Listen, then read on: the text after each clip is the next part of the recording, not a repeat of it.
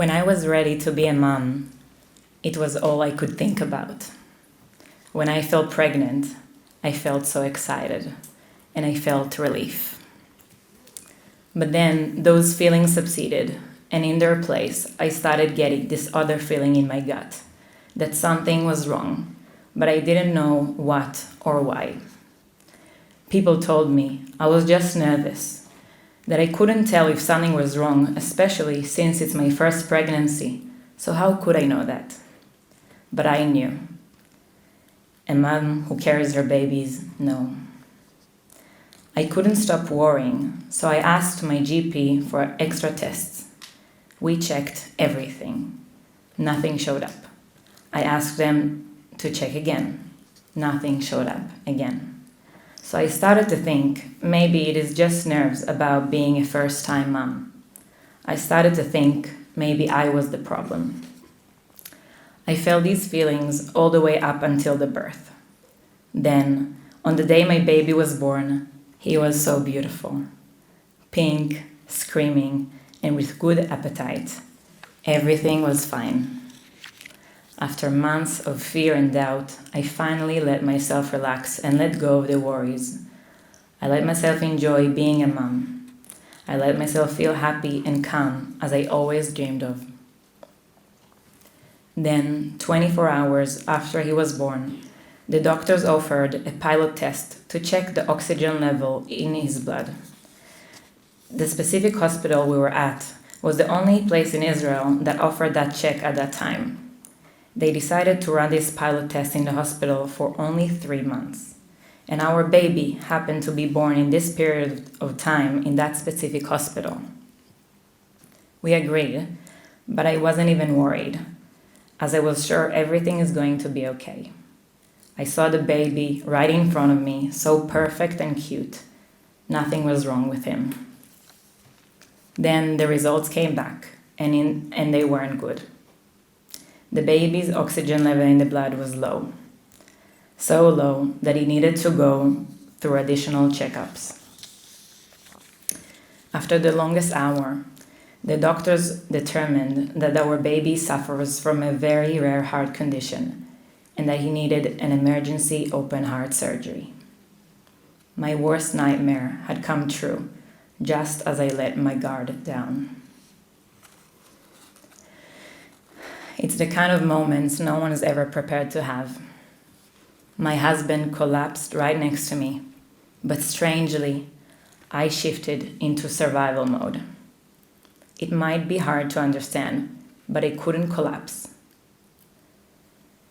The first thought I had was that I must disconnect from the baby, just in case something happened to him. Throughout the whole time in the hospital, I functioned like a machine, pumping milk for him every 3 hours, taking him from one doctor to another, letting the nurses in the NICU bath him as I was too scared to get to know him. I refused to give him a name, again, to not make him more real to me. There were some moments in the hospital that I will never be able to forget. The first one is lighting Shabbat candles only 2 days after the baby was born. I remember begging God for my baby's life while seeing all the other mothers walk around proudly with their newborn babies. I could see their eyes searching for mine as they were walking past me. Little did they know that he was in the NICU waiting for his surgery. Another one was taking the baby to the surgery room on the day itself. I felt so helpless as I tried to leave him behind and walk outside. What do you say to a few days old baby who is going to an open heart surgery?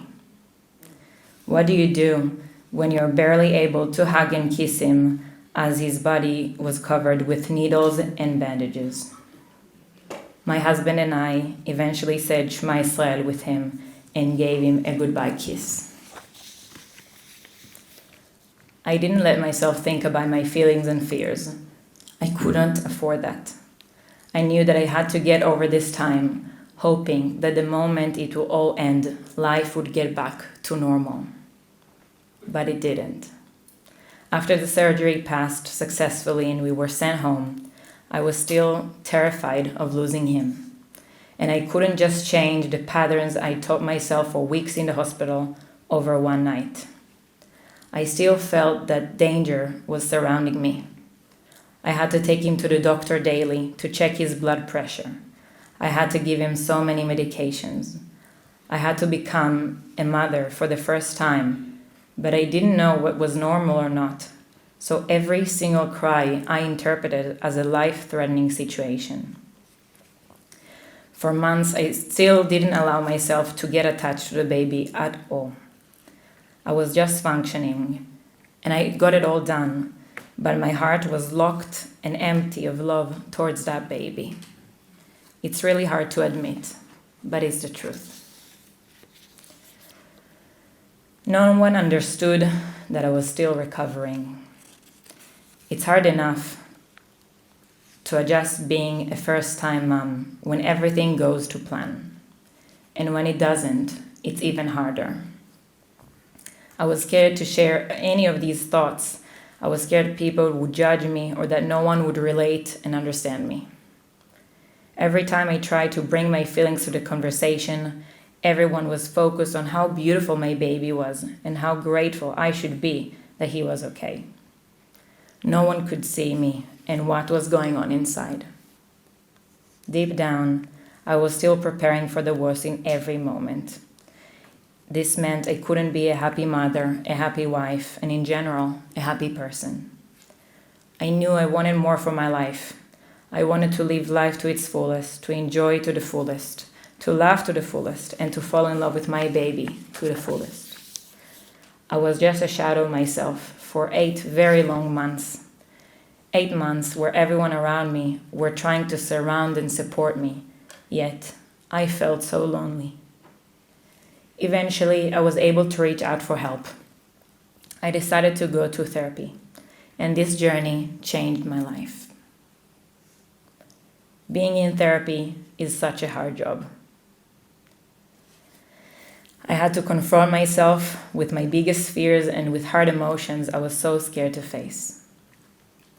The guilt of not connecting with the baby sat with me for long months. The fear that our relationship at this point in time will affect our future relationship was so painful and paralyzing. And the pain wasn't just about my relationship with the baby. I had to also allow myself to look at my own pain and give it a space. I had to accept the fact that my birth story wasn't the one I always dreamed of, and that my motherhood journey is not exactly what I imagined. I had to learn how to answer these hard voices with compassion, to not blame myself for the things that are not under my control. I had to highlight and appreciate all the things that I did do for my baby, how much I fought and sacrificed for him, and only when I did so, I realized how much love I have towards him. I was finally able to see all the miracles that happened to us. The fact that we went to this specific hospital, even though it wasn't the one closest to where we lived. The fact that the pilot test was done only during that specific period of time. Instead of feeling that the world betrayed me, I felt that God touched me and saved not just my baby's life, but also my own life in a way. Fast forward, almost 2 years later, I was in such a good place mentally. I finished the therapy and got the tools I needed to feel safe. I didn't think about having another baby, maybe down the road, but not for a while. God had a different plan, and I got pregnant again. It took me a week or two to accept it and to be happy about it. An inner voice told me that this time everything is going to be all right. This time felt different. I didn't have the same fear as before. I truly believed that nothing bad could happen.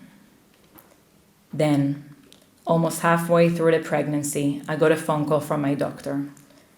A phone call that made me feel the exact same feeling I felt 2 years before. The doctor said that my blood test came back with bad results.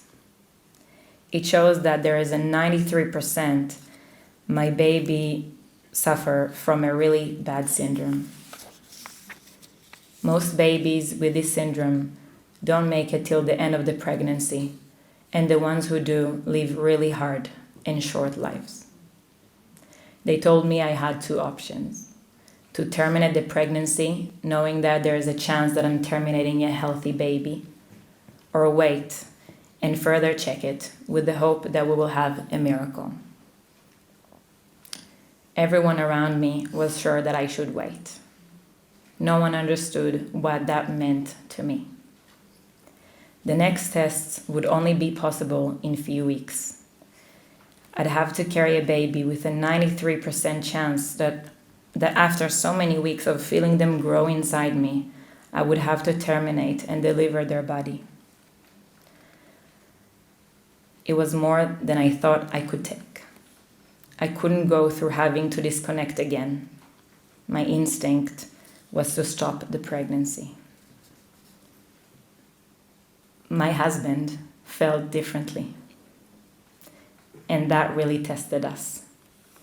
It tested our capacity to love and hold and share in what was happening, to trust each other and ourselves at the same time. I wanted for once in my life to be selfish, to take care and to care only about my own pain, struggle, and fear. I knew how much weight I was carrying from my firstborn experience, and I didn't think I would be able to get over something so hard again. My husband was heartbroken to see me in that situation. The thin line between respecting me and my body, understanding that I will be the one who is eventually going to pay the price in both scenarios, but also being so emotionally involved as the other parent in the situation, was so hard for him. He wanted the best for me, but also was able to see our babies alongside the pain and fear. It's so hard to decide what to do in a situation like this. Navigating so many emotions while feeling the baby growing inside me was very complicated. Hearing all the mazel tovs as people started to notice my belly growing was even harder. After many days of talking and crying, we decided together to wait. Then, after a few weeks, on the day of the checkup, and for the first time in my pregnancy, we learned, together with a specialist, that we were having twins.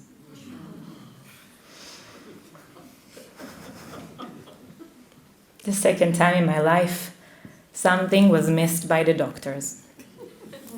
But this time it was different, because it meant that I had one twin with a syndrome who, like in the statistics, naturally stopped developing, and another baby that was 100% healthy, a baby who I considered giving up on just a few weeks beforehand. How can you handle the fact that you lost a child and were gifted with a child all at once? It was such a complex roller coaster of emotions, and together with great sadness, I also felt an immense gratitude. The first few weeks after the discovery were hard. As someone who believes that the baby in the womb can feel and hear, I again started to feel a great sense of guilt. What if the baby heard me considering giving up on her? Will this affect our future relationship and connection when she will be born? I worked hard to quiet these voices within me, allowing myself to breathe through the fears and focus on the belief that worrying will not change anything. I had to believe that despite everything I said, I ultimately chose to take the risk for her, and I hoped she felt and heard that too. On the day she was born, I was the most in-love person you could ever imagine. I finally got the experience I was dreaming of. Usually, after I share my story, a lot of people feel scared. especially people in the same status as me. What if it happens to them too? And my answer is yes, it's very scary. And I could choose to forever be stuck on the question of why? Why me? Why twice? What if something bad will happen to me again? But I can't ignore the fact that at every turn and in every corner of our journey, I could see how God guided our story with so much mercy. We gifted our kids with the names Tzur and Draz. The name Tzur means strength and resilience, and it's also one of the names of God. And we named Draz, and the name Raz means a secret or a wonder. And it represents that God leads the world in mysterious and miraculous ways, and we need to put our trust in Him. God gave us not once, but twice, big miracles, saving both of our kids in a way we couldn't even believe. And together with the struggle, He also gave us the opportunity to choose how to look at these situations with eyes of faith, resilience, positivity, and gratitude. Our kids' names are my ultimate answer. Find the strength, faith, and resilience inside you. Look at the world knowing how blessed you are, and realize that you are not even aware of all the miracles that are surrounding you. And the second thing I usually say is, we never know what life will bring us, but we can't waste our time worrying about the what ifs. We should embrace the present and live every moment to its fullest. And even if you experience a hard obstacle, trust yourself to know how to not just overcome it, but also grow stronger from it. Today, Tzur is an incredible, happy, healthy, and strong 3.5 years old. And Raz is a 15-month-old, beautiful, funny, and opinionated baby. They are my greatest victories, my most profound teachers, and the biggest gift I could ever ask for. Thank you.